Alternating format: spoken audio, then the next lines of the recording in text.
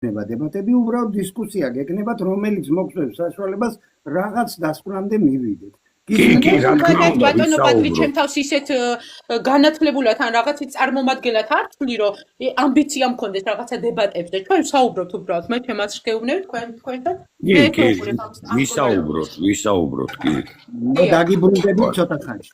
გააგრძელებთ თქვენ საუბარი, მაპატიეთ. ბატონო გიორგი, მე ვფიქრობ, რომ ჩვენ ვართ პროევროპელები, პროდასავლელები. და აუცილებლად ეგ კურსი არის საქართველოსთვის აუცილებელი განვითარებისთვის შემდეგში. უბრალოდ მე ვფიქრობ, რომ დღევანდელმა სიტუაციამ მოიტანა ეგ, ანუ როგორი კურსით აიღო საქართველოს ხელისუფლებამ, ანუ არ ერევა, მე ვფიქრობ, უფრო შუაშისტია რა, არ ერევა, არ იღებს მონაწილეობას დღევანდელ გლობალურ პოლიტიკაში. არავის ხარეს არ არის რა.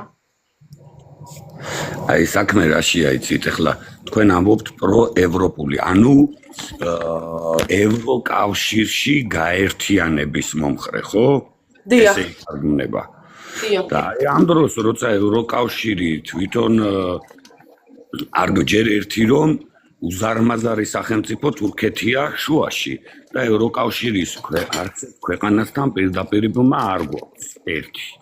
ამ თურქეთს რას უზამთ, ეს თუ გაქვთ გაცნობიერებული, არ ვიცი, რას უპირებთ, უნდა გააცუროთ სადმე თუ ეს სახელმწიფო უნდა ჩაძიროთ და ზღვა უნდა იყოს შუაში, ეგ ცოტა წარმოუდგენელი ამბავია, მაგრამ მაგას თავი დავანებოთ, როგორ აპირებთ მაშინ, როცა თვითონ ევროპას აქვს, პირდაპირ უნდა ითქვას ეგზისტენციალური საფრთხე უდგას ევროკავშირს გულისხმობ და არა ქვეყნებს. იმიტომ რომ ძალიან სერიოზული კრიზისი აქვს თვითონ შიგნით ურთიერთობებში და ევროკავშირის გარკვეული ქვეყნები უკვე ამბობენ რომ შესაძლებელია მათ დატოვონ ევროკავშირი რაც ბუნებრივად გამოიწვევს ევროკავშირის დაშლას და ჩვენ პრინციპულად რაღაცა გაჯიუტებულ ბავშვს დავემსგავსეთ და ვიმეორებთ იმას რომ ჩვენ აი მივდივართ ევროკავშირში მაშინ როცა ევროკავშირის უმაღლესი წარმომადგენლები პირდაპირ გვიცხადებენ რომ ეს თემა საერთოდ არც კი განიხილება საქართველოსთან დაკავშირებით. რაღაც უცნაურად არ გეჩვენებათ თქვენ სახელმწიფოს თუ თავმოყარე ხელისუფლება ყავს და თავმოყარე პოლიტიკოსები ყავს, აი ამის შემდეგ ისევ ამ იმის ჯიუტად გამეორება. უხერხულობას არ ქმნის ეს თქვენ როგორ ფიქრობთ თავმოყარეობაზე არ მოქმედებს სუდად? გიორგი, ახლა თქვენ რამდენიმე შეკითხვა დასვით, როგორც გისმენდით, ანუ ერთი არ დაგისვიათ, პირველის თქვით, რომ ევროკავშირი იშლება, ჯერჯერობით მე მაგაში არ გეთანხმებით. შეიძლება 20 წლის მერე რა იქნება, არ ვიცი, მაგრამ დღეს ხვალ ევროკავშირი არ იშლება. არა, თქვენ ვერ გამიგეთ. ეს ერთი პირველი ეს თქვით, მეორე. მე ვთვლი, რომ შესაძლოა ეს მოხდეს, იმიტომ რომ ამას თვითონ ევროკავშირის წარმომადგენელი თუ დაიხმება ჩვენს დავიშვებით, ეს ჩემი სიტყვები არ არის, მაგრამ დღეს არ ვფიქრობ, რომ ევროკავშირი იშლება, მე ვფიქრობ, რომ საქართველოს თქვენ რას ფიქრობთ, მაგას არ ვამბობ. ქალბატონო სოფო, აი სწორად ვერ გამიგეთ, ალბათ მე გაგიგეთ, მეორე კითხვაზეც გაგცემთ პასუხს. თქვენ კითხვაში იყო რამდენიმე კითხვა. რა შეიძლება იმას, რომ თავმოყარეობა გვაქვს თუ არა, მე არ ვფიქრობ, რომ რაღაცა ევროკავშირის მოთხოვნები რაღაცა საქართველოს თავმოყარეობას ლახავს. თქვენ თუ შეგიძლიათ მითხრათ კონკრეტულად რომელმა მოთხოვნამ შეგილახათ თავმოყარეობა დავილაპარაკოთ მაგაზე. ხო, აი ხედავთ აბსოლუტურად ავწვდით ახლა ჩვენ ერთმანეთს, სულ სხვა კითხვები დავსვი, თქვენ სხვა პასუხები გამეცით ის რომ პირველზე პასუხი ფაქტიურად არ გამეცით, იმიტომ რომ თქვენ ამბობთ რომ თქვენ ფიქრობთ რომ არ იშლება. მაგრამ თქვენი ფიქრია რომ იშლება, ეგ კონკრეტულად გადაწყვეტილი არანაირად არ არის. ეგეც თქვენი ფიქრია. არა. ფაქტის კონსტატაცია მოვახდე. ანუ ევროკავშირის ქვეყნების წარმომადგენლება მაგანაცხადეს. ეს ჩემი სიტყვები არ არის. მათგანაცხადეს. განაცხადეს, მაგრამ არ დაიშალა ბატონო გიორგი, ეგრე ბევრი ვინმე რაღაცას განაცხადებს, ეგ რა შუაშია. ვიღაცა შეიძლება უნდა გასვლა, მაგრამ ეგ არ არის იმის საწინდარი, რომ ევროკავშირი ხვალ იშლება. არა, მაგას არ ვამბობ ხვალ იშლება, მაგრამ ეს უკვე ნიშნავს, ანუ თქვენ ხო ხდებით რადონის რა დონეზეა უკვე მისული მათი შიდა ურთიერთობები, რომ ასეთი განცხადებები უკვე ძალიან გახშირდა და თანაც ძალიან გავლენიანი და დიდი ქვეყნების წარმომადგენლებისგან. იგივე საფრანგეთისგან. ხო, ну, რომელი არა, საფრანგეთის რომელი განაცხადა, რომ ევროკავშირიდან გასვლა უნდა, მართლა მაინტერესებს. ოპოზიციას არ გულისხმობს ხელისუფლებას. ის კიდევ რომ ევროკავშირის რომელი მოთხოვნაო, რომ თქვით, შეურაცხყოფელიო, ხო? და რომელი გვილახავს თავმოყარეობას, რომ ნუ ჯერ ერთი მე მაგაზე არ მისაუბრია. მე ვთქვი, როცა ევროკავშირი აცხადებს, რომ საქართველოს მიღება უბრალოდ არც კი განიხილება და ამის შემდეგ ჩვენ ჯიუტად ვიმეორებთ მეთქი, რომ ჩვენ მაინც შევდივართ ევროკავშირში. ამ საკითხზე ვთქვი, რომ თავმოყარეობას ზემოქმედებული და შემდეგ თქვენ მითხარით, რომელი მოთხოვნაო თუ გნებავთ მაგ მოთხოვნაზე შემიძლია მე არ გეთანხმებით იმაში, რომ ევროკავშირის ლიდერებმა არ გეთანხმებით იმაში, რომ ევროკავშირის ლიდერებმა განაცხადეს, რომ საქართველოს მიღება არის შეუძლებელი, ათანხმებით მაგაში.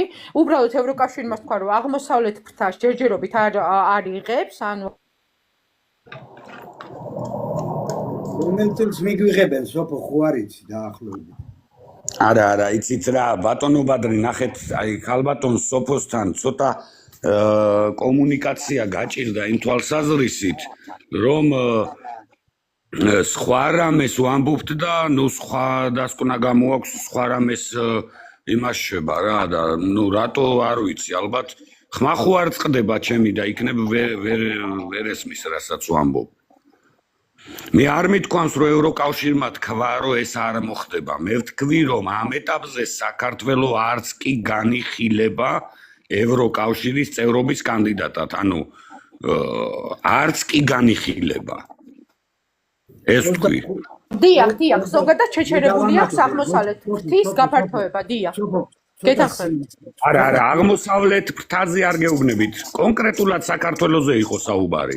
არა, მე არ მომისმენი ეგ განცხადება, ვერ დაგეთანხმებით. თუ საქართველოს მიღება არ განიხილება საერთოდ და არის წარმოუდგენელი, რა თქმა უნდა, მე ვიცი ძალიან სირთულეებთან არის დაკავშირებული და მეც არ მჯერავს ბოლომდე, მაგრამ თუნდაც ურთიერთობა, რომელიც გვაქვს დღეს, უვიზო რეჟიმი და რამდენი ხალხი სარგებლობს მაგითი და თუნდაც ის რომ აი რამდენი სამკურნალოდ მიდის, რამდენი სასწავლებლად მიდის და რამხელა შემოსავალთან არის ეგ დაკავშირებული და ასე შემდეგ, თუნდაც ეგ ურთიერთობა თუ გაგრძელდებოდა, მე ვიქნებოდი ძალიან მოხარული. რა თქმა უნდა, კარგი შემოსავალი, კარგი ჯანდაცვა ყველასთვის მისაღებია და ბუნებრივია, ამაზე არც არავინ არ გეკამათებათ. პირიქით, მე იმასაც ვიტყოდი, რომ რაც კარგი აქვს ევროკავშირის სტრუქტურებს, ევროკავშირის ქვეყნების კონკრეტულად ყველა ქვეყანას თავისი სხვადასხვა ის აქვს მოწესრიგებული, აქედან რაც კარგია, ისინი უნდა ავიღოთ, რაც არ ვიცით ვისაუბროთ, ეს ბუნებრივია, ძალიან კარგია, მაგრამ ამისთვის სულაც არ არის აუცილებელი, რომ მაინც ევროკავშირის წევრი გახდე, რომ ეს პროგრამები განხორციელდეს. ერთი განცხადება მინდა მეგობრებო გაგახსენოთ. 2035 წლამდე არ განიხილება ევროკავშირის გაფართოება აქეთ ჩვენ მხარეს. ეს იყო განცხადებული თუ არა ევროკავშირის ქვეყნების 7 წლამდე, დიახ. 2035 წლამდე. ნუ მე 30 ვიცი. კარგი. კარგი 30 იყოს. ეს განცხადება ხო მოისმინეთ? დიახ. მე რატო ეკამათებით ბატონ გიორგის? არ ვეკამათები არანაირად, მე ვუთხარი რომ დიახ 30 წლამდე არ განიხილება. ეს საკითხი გავარკვიეთ. ეხლა მე ერთი რამეზე მინდა ყურადღება გავამახვილო და როგორც წამყვანმა მინდა კითხვა დაგისვათ ორიებს. აი ბატონ გიორგისაც და თქვენს ქალბატონებს ვთქვი, ნახეთ როგორ არის საკითხი დაყენებული ეხლა. ჩვენ გვახსოვს რომ ჩვენი ისტორიის მანძილზე შემოგვესწრებინა ჯავახები, თურქ-სელჯუკები, მონღოლები, არაბები ბატონობდნენ აქ, სპარსელები შემოდიოდნენ და გვაწიოკებდნენ თურქეთი, რა თქმა უნდა, ოსმალეთის იმპერია და მთელი ამბავი. ხო, ეს ხო კარგად გვახსოვს. დიახ. ხო, კარგად გვახსოვს, რამდენი ქართველი შეეწირა ამ ბრძოლებს, თუნდაც არაბებისაგან გათავისუფლებას, აი დავით აღმაშენებლის დროს, რამდენი წელი დასჭირდა თბილისის დაბრუნებას და საქართველოს მთლიანად გაწმენდას არაბებისაგან. ხო, გვახსოვს ეს ყველა. დიახ. ეხლა ნახეთ მე მინდა კითხვა დავსვა. როდი აი ამ პერიოდში, როდესაც ისინი შემოდიოდნენ ეგრეთ წოდებული მაშინდელი ინვესტორები, მე მაინტერესებს ქართველები გამრავლით იმ პერიოდში თუ შემცირდა ჩვენი რაოდენობა. და აქვე დავსვავ ერთ კითხვას, რომ მე თქვენ მოგცეთ საშუალება ორივე მოპასუხოთ ამ ჩემ დასმულ კითხვას. რუსეთის პირობებში, როდესაც რუსეთის იმპერია შემოვიდა, დაგვიპყრო, დაგვიმორჩილა, ასე ვთქვათ, ერეკლე მეორემ შემოიყვანა სხვა მიზნით და მე უკვე სხვა პროცესები განვითარდა, ვთქვათ, დავუშვათ, ბატონი გიორგი ერეკლე მეორეს ქალაქიდან არის, თელავიდან არის და ძალიან კარგად იცნობს ერეკლე მეორეს აი იმ ტრაქტატსაც, ყველაფერსაც და ჩვენს ისტორიიდან ძალიან კარგად გვახსოვს ყველაფერი. ეხლა მაინტერესებს რუსეთის ოკუპაციის დროს ქართველები გამრავლდით თუ შემცირდით? აი ამ ორ კითხვაზე გამეცით პასუხი. როდესაც აი ეს არაბული სამყარო, თურქ-სელჯუკები ყველანი შემოდიოდნენ, ჩვენ მაშინ რიცხობრივად გაიზარდა ჩვენი რაოდენობა ერისა, თუ რუსეთის პირობებში ერთი ეს ამიხსენით უბრალოდ გამოვიდა. ბატონო ბადრი, მე თუ შემეკითხებით მაგას, რა ვიცი, ხა გამრავლდე და 7 მილიონი იყო და მონობაში ცხოვრობდე, რა ვიცი, რუსეთის ოკუპაცია რა თუნდა გვინდოდეს? თუნდაც 10 მილიონი გავხდეთ. არა, ვინა თქვა რომ მონობა უკაცო. ხო და გამრავლდი, იმიტომ რომ საზღვრებს ვერ ტოვებდი, ვერსად ვერ მიდიოდი, ემიგრაცია არ იყო, არაფერი არ იყო და ისა სავარაუდოდ ტელევიზორიც არ იყო და 8 ბავშვს აჩენდნენ და ეხლა ცხოვრება შეიცვალა, ეხლა სხვანაირად არის. მაშინ კიდევ ერთ დაგიზუსტებ კითხვას. კონსერვატორია, კვლევითი ინსტიტუტები, უნივერსიტეტები, აგრეთვე დაწესებულებები, სამეცნიერო დაწესებულებები, ინსტიტუტები, მეცნიერება, ხელოვნება, სპორტი, განვითარდა, დედაენა დაიწერა რუსეთის პირობებში. აი ეს ყველაფერი რაც ჩამოვთვალე, ეს რუსეთის პირობებში მოხდა თუ არაბებისა და თურქ-სელჯუკებისა და იმათი შემოსევების დროს? თქვენ მაგით რისი თქმა გინდათ, რომ რუსეთის ოკუპაცია კარგია საქართველოსთვის? მე ვარ წამყვანი და კითხვის დასმის უფლება მაქვს და მაინტერესებს თქვენი პასუხი. მე რა უნდა ვთქვა, კაცო, ხა რუსეთის ოკუპაცია ბევრი წელი იყო საქართველოში და ეს დედაენაც განათლებულმა ქართველმა დაწერა და კულტურას განათლებულმა ქართველმა შექმნა, კარგი, ხო, რუსეთის ოკუპაციის ქვეშ, მაგრამ მე ყველაფერი ხო ქართველებმა გააკეთეს. ანუ გამოდის, რომ დამოუკიდებლობის შემთხვევაშიც იგივეს გააკეთებდა ქართველი. კი ბატონო, მაგრამ დამოუკიდებლობას თავი დავანებოთ მეთქი, ოკუპაცია არა, ვერ დავანებებთ თავს 21 საუკუნეში. დამოუკიდებლობა არის. არა, პრიორიტეტი. დამასრულებინე სოფო გენოცვალი ნახე როგორ ხდება. თქვენ ამბობთ რომ ოკუპაცია იყო. კი ბატონო, მეც გეთანხმებით, ოკუპაცია მოხდა რუსეთის მხრიდან საქართველოსი, გაუქმდა საქართველოს სახელმწიფოებრიობა, დამოუკიდებლობა და მერე უკვე დაიწყო აი ის პროცესი, რასაც კომუნისტური პერიოდი იყო. თქვათ, ეს სოციალიზმს გულისხმობ, მე არ გულისხმობ ბოლშევიზმს, მე გულისხმობ სოციალიზმს. აი ამ პერიოდში საქართველო განვითარდა, გამრავლდა, ესე აბსოლუტურად ჩამოყალიბდა ერი, აი როგორ ციფრები თუ იცით, სტატისტიკა თუ იცით, რამდენი გავხდით, როგორ გავხდით, როგორ გამრავლდით. მე მაინტერესებს ჯერ თქვენი პასუხი და მე ბატონო გიორგის პასუხი მინდა რომ მოვისმინო. გისმენთ?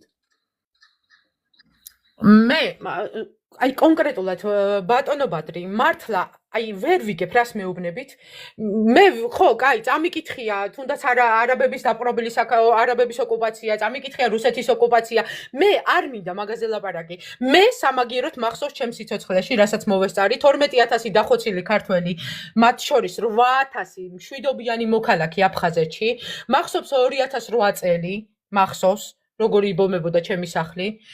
მახსოვს 90-იანი წლები, ანუ ცხინვალის დაკარგვა. ეგ ყველაფერი მე მახსოვს, რაც ვნახე ჩემი თვალით. მე არ მაინტერესებს რა იყო 2000 წლის უკან. მართლა გეუბნებით. მე მაინტერესებს დღეს როგორც არის რეალურად. რატომ მონღოლები 2000 წლის წინ იყვნენ?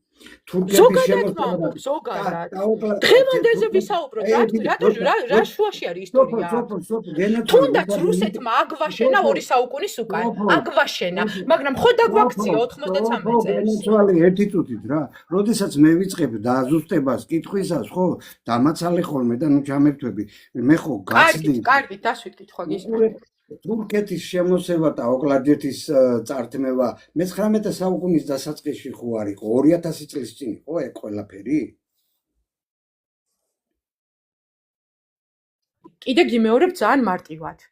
ძალიან მარტივად. სულ რო არ იყო გათვითცნობიერებული ისტორიაში და შეიძლება მე ვერ დაგიდოთ ყველა ფაქტი, კიდე გეუბნებთ რეალურად რის წინაშეც ვდგევართ, იმაზე ვისაუბროთ.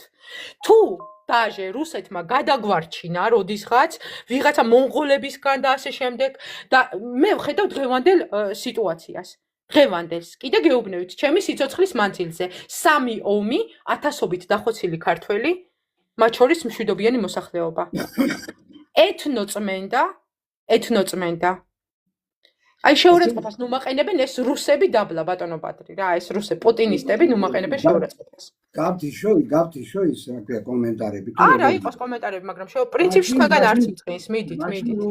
ყურადღებას გავაგრძელოთ ჩვენ საუბარი 3 ადამიანი ვართ აქ ზევით და მე როგორც წამყვანი და თქვენ როგორც რესპონდენტი. ძალიან შეურაცხმყოფელს წერს და ქალბატონის მიმართ ცოტა პატივისცემა გამოიჩინეთ მიუხედავად იმისა, რომ აბსოლუტურად განსხვავებული აზრი აქვს ადამიანს თქვენი აზრისგან. ცოტა ადამიანობა გამოიჩინეთ და ზედმეტებში ნუ გადადიხართ რა. არ არის ეს ნორმალური.